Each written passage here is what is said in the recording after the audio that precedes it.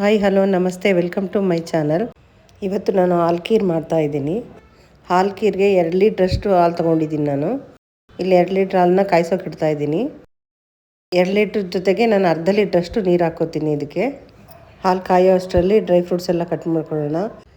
ನಾನಿಲ್ಲಿ ಗೋಡಂಬಿ, ದ್ರಾಕ್ಷಿ ಮತ್ತು ಬಾದಾಮಿ ತೊಗೊಂಡಿದ್ದೀನಿ. 400 ಗ್ರಾಮ್ ರೋಸ್ಟೆಡ್ ಶಾವಿಗೆ ತೊಗೊಂಡಿದ್ದೀನಿ. ಗೋಡಂಬಿ ಮತ್ತು ಬಾದಾಮಿನ ಸಣ್ಣ ಸಣ್ಣ ಕಟ್ ಮಾಡ್ಕೊಳ್ತಾ ಇದ್ದೀನಿ. ಸ್ವಲ್ಪ ಬಾದಾಮಿನ ಪೌಡ್ರ್ ಮಾಡೋ ಕೂಡ ಹಾಕಬೇಕು. ಹಾಲನ್ನ ಕಾಯೋಕ್ಕಿಟ್ಟಿದ್ದೆ, ಇನ್ನೇನು ಹಾಲು ಕಾಯ್ತಾ ಇದೆ. ಅಷ್ಟರಲ್ಲಿ ಇದನ್ನೆಲ್ಲ ತುಪ್ಪದಲ್ಲಿ ಹುರ್ಕೊಳ್ಳೋಣ. 1-2 ಸ್ಪೂನ್ ತುಪ್ಪ ಹಾಕ್ಕೊಂಡು ಕಟ್ ಮಾಡಿಟ್ಟಿರೋ ಗೋಡಂಬಿ ಬಾದಾಮಿ ಮೊದಲು ಹಾಕ್ಕೊಂಡಿದ್ದೀನಿ. ಸ್ವಲ್ಪ ಬಾಡಿಸ್ಕೊಂಡ್ಮೇಲೆ ಆಮೇಲೆ ದ್ರಾಕ್ಷಿ ಹಾಕ್ಕೊತಾ ಇದ್ದೀನಿ. ಸ್ವಲ್ಪ ಫ್ರೈ ಮಾಡಿಕೊಂಡು ಸ್ಟವ್ ಆಫ್ ಮಾಡಿ ಆಮೇಲೆ ಶಾವಿಗೆ ಸೇರಿಸ್ತಾ ಇದ್ದೀನಿ. ಇದು ರೋಸ್ಟೆಡ್ ಆದ್ದರಿಂದ ಪುನಃ ಉರಿಯೋದೇನು ಬೇಕಿಲ್ಲ.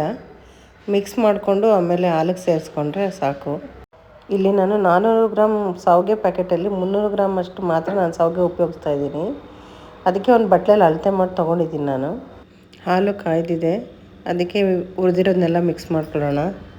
ಇಲ್ಲಿ ಬಾದಾಮಿ, 1-3 ಸ್ಪೂನ್ ಸಕ್ಕರೆ ಹಾಕಿ, ಏಲಕ್ಕಿ ಕಾಯಿ, ಕೇಸರಿ ಹಾಕಿ ರುಬ್ಬಿಟ್ಕೊಂಡಿರೋದನ್ನ ಪೌಡರ್ನ ನಾನು ಇಲ್ಲಿ ಹಾಕ್ತಾಯಿದ್ದೀನಿ. ಪುಡಿ ಮಾಡಿ ಇಟ್ಕೊಂಡಿರೋದು ಅದನ್ನು ಹಾಕಿ ಒಂದು ಸ್ವಲ್ಪ ಕುದಿಸ್ಕೋಬೇಕು ಇನ್ನು ನಾನೇನು ಅಳತೆ ಮಾಡಿದ್ದೆ, ಅದು 1 ಬಟ್ಲು ಶಾವಿಗೆ ತೊಗೊಂಡಿದ್ದೆ, ಅದರಲ್ಲಿ ಅರ್ಧ ಬಟ್ಲು ಮಾತ್ರ ನಾನು ಸಕ್ಕರೆ ಹಾಕ್ತಾಯಿದ್ದೀನಿ.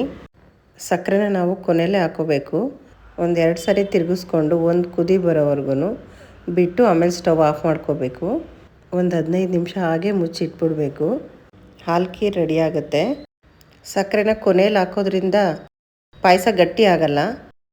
ನಾವು ಯಾವ ಹದದಲ್ಲಿ ಮಾಡಿರ್ತೀವೋ ಅದೇ ಹದ ಇರುತ್ತೆ ತಣ್ಣಗಾದ್ಮೇಲೂ. ನೋಡಿ, ಹಾಲು ಖೀರ್ ರೆಡಿಯಾಗಿದೆ. ಈ ರೆಸಿಪಿ ನಿಮ್ಗೆ ಇಷ್ಟ ಆದರೆ ಲೈಕ್ ಮಾಡಿ, ಶೇರ್ ಮಾಡಿ, ಸಬ್ಸ್ಕ್ರೈಬ್ ಮಾಡಿ. ಬಾಯ್.